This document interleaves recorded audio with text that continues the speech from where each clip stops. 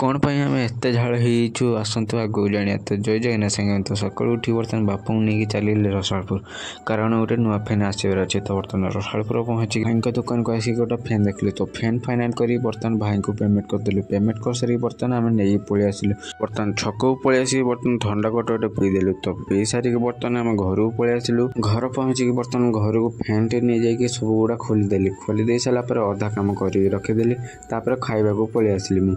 तो बर्तमान खाई सारिक बर्तमान मदन भाई डाकिले कि मदन भाई आस गोटे फैन आस फिटिंग कर दो। फैन फिटिंग सरला बर्तमान मो रूम को पलि आसिलु लगे। तो बर्तमान रूम भर को आसिक प्रथम तो आम फैन पॉइंट को चेक कलु। तो चेक कर सारा बर्तमान कांथवा लगे। तो फटे सारिक बर्तमान बांछू कहला कि फैनटा टेकी दे। तो बर्तमान फैन टेकी दे सारा मदन भाई आम फिटिंग करने लगे।